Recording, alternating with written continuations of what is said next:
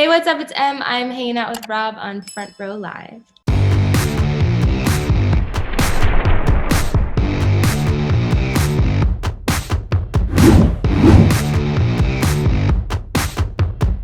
I feel like this new mixtape has been a long time in the making for you. You've been working hard to get every aspect of it to come out the way that you want it to. So I want to jump in and talk about Act One, as you just recently released on this trilogy that you're about to drop to your audience. Well, the whole project took me about a year, and I had the idea in March of last year. So I dropped my mixtape Ruby, and I knew like I was going to drop a trilogy of mixtapes. So Emerald, Ruby, and Sapphire are what they're called. So I dropped Ruby, and then I took a month just to like walk and meditate and think and be like, what do I want to do next? Because I wanted to make sure that whatever I did for Sapphire, it was like my best foot forward. Because I felt like with Ruby, I kind of had to rush. I was rushing it out to follow up the success of a song I had called Freedom. So I just decided I'm going to take a month and think about what I want to do. And that's what I did for all of February after I dropped the mixtape. And then I spent a year, and I thought it would be really cool to sort of tell my story through metaphors and like through an allegory, because I love stories like that. I love stories that you have to decode and think about. So I wanted to do something like that. But yeah, it started with Act One. We shot everything at the same time. So in total, it was like 28 locations, which is a lot. And then a ton of reshoots, and mostly shooting all over California, a lot in Northern California, in Oregon. I don't think we didn't go to Nevada, but we were definitely in the desert. I mean, you'll have to see the other videos, but there's a lot of locations. It was a lot of work, but it was really fun. From the beginning, when I first got introduced to you, like I've mentioned how like your music is so cinematic to your videos and your music kind of go hand in hand because it's so cinematic. And you did it again, once again, with this video for Act One. And I'm curious, like when you're writing these songs, are you also having the cinematic like visions in mind at the same time, or do those come afterwards? Just because like you go all out with your videos, like there's no doubt about that. So I'm curious what that's like. Yeah, if I don't see the idea for stage or a video or a story in my mind when I'm making it, especially making the production, then it's probably not going to be one of my favorite songs. Like usually the best songs that I make, I can see the whole thing as we're creating the song. So I mean, like this project was very comprehensive, so it's not like I saw the whole plan when I made the song, but I definitely like had a lot of visual elements coming to my mind when we were creating it. And choreography, like I think a lot about like what will this look like on stage, because I just love the stage so much, and I want to make sure that whatever I make translate to stage just as epically as it translates to video. But yeah, I do think a lot about that. Usually like the producers that come into play end up challenging the artist to be better, to try new things. But I feel like with your material, I feel like you challenge the producers, whoever they may be. So who was Oh no. who were the producers for this upcoming release, and how do you feel you challenge them in the studio? Well, I'm hard to work with and difficult, but I pride myself on that because I am detail oriented and I care deeply about what I'm making. Like I don't like half-assing things, and if people are being lazy in the studio, I will let them know that they're being lazy.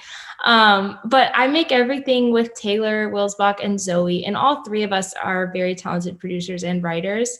And so it's very collaborative. It's not like with other artists where you get sent a song or you get sent production and then you write over it.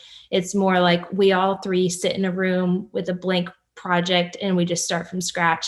And someone will be like, what if we try this? What if we try this? And that's sort of how it all comes together. So we have like a really fun working environment. We're all like serious dorks and just like mess around a lot and have a ton of fun while we're creating. They're both Tauruses.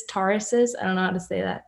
But yeah, we just all click really well as friends first, which makes the creativity a lot better, I think. And for you personally, what do you feel challenged you in the making of Sapphire, the mixtape as a whole?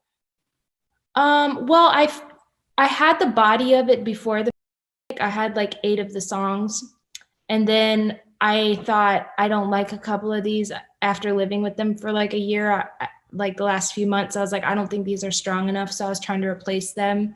And I did replace them, and now I'm pretty happy. But I think just making sure that I could create something really solid during the was hard, especially because I'm also thinking about the visuals and running my company. So it's just like a lot at once. So I think that was the hardest thing, is just like being able to devote the time that I need to devote to the details of like the last few songs during. That was hard. And earlier you mentioned you took some time to go on walks and kind of meditate and kind of figure out what you wanted to do with this project. Like, as far as lyrically, um, who do you feel you are on this mixtape, and how much of a challenge were these lyrics for you to put to paper? My challenge is always like to be weird and be true to my own lyrical voice, because it's very easy to get put in the box of like, I don't want to be too quirky or too left. Because when I'm just writing alone, like I will write some of the weirdest, most like interesting, strangest shit you'll hear. I know you know that because you love my song Judge Me, right? So that's like what happens when I write alone. And I think sometimes when I'm in the room with others, like I tend to just naturally, because I'm a little insecure, I will dumb myself down, and I have to always like fight mentally with myself to be like, no, like don't dumb it down, just be as weird and as interesting and as honest as you can. That's the other thing, is like honesty. It's one thing to be honest and vulnerable when you're writing by yourself, and it's another thing to be very raw and honest and vulnerable when you're writing with your friends. So just making sure that I'm always like pushing towards the vulnerability, towards truth, and like saying what I really want to say, instead of like being like, oh, will this work for radio? Like there's some lyrics that are so weird. Like I have a song on the project that a lyric says, she'll rip you up, my sweet love, no nose to the ground. No, sorry, ma'am, dinner's 120 pounds, which is like basically saying like, don't fuck with me, but in a very interesting sort of way. And there's things like that where I'm like, okay, usually I wouldn't say that because it's too weird, but I'm just trying to allow myself to like be in my essence, if that makes sense. Since you kind of mentioned that, is Emerald like the main character for Sapphire? We have her on this video for Act One. So is she throughout this entire project, and is she the main character for this trilogy?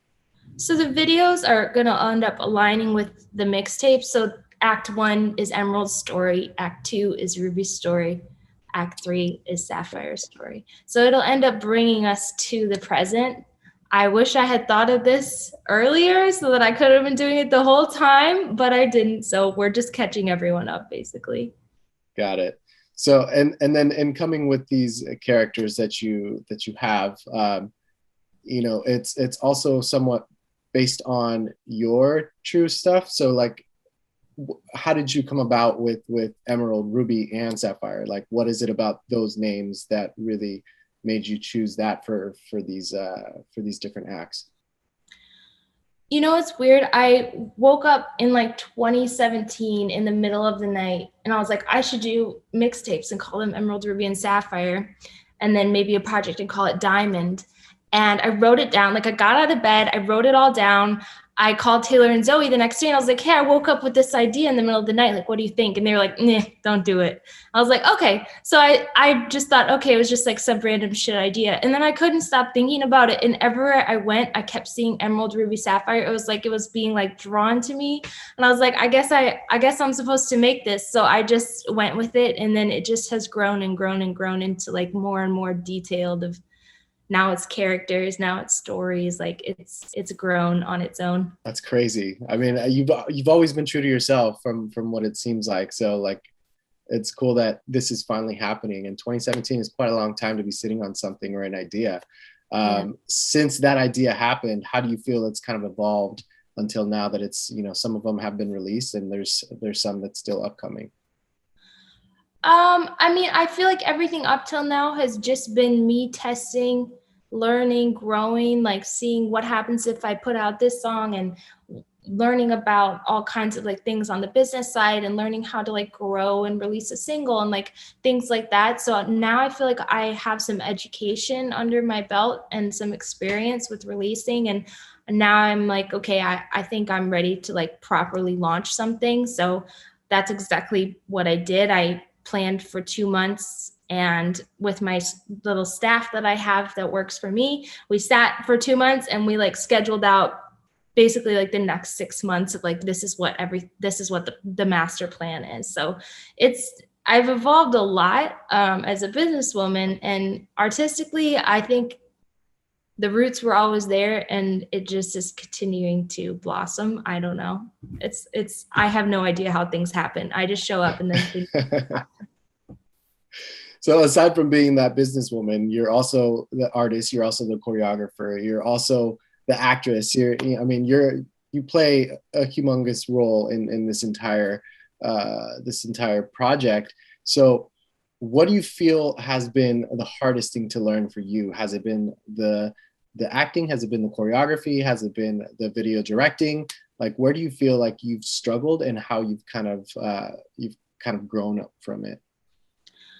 Well, there's not that much choreography in this project, so that's not too hard yet. Maybe that's something that I'll take on in the next year. But I think the most challenging thing for me was the patience, like just being patient enough to be like, finish this big of a project during the was very hard, like because I just want to go go go, like put stuff out, keep moving. And I think obviously artistically I grew so much, I learned so much visual, like about visuals, it's just stupid how much I learned. And like about visual effects, like I learned so much about that, it was so hard. And learning about like, this is how you get permits for locations, and this is how you hire people, and this is how you fire people on set, like, and this is when things work and when things don't. And I mean, there's so many things that I learned, but the hardest part for me was definitely like sitting on it for so long until I could make sure that it's right. That was very hard. I am super excited that the first part of this upcoming mixtape is already out. Adderall is insane. Is the video is also insane, and definitely looking forward to more releases from you. So congratulations with the success of Adderall so far. Thank you so much. I appreciate that so much.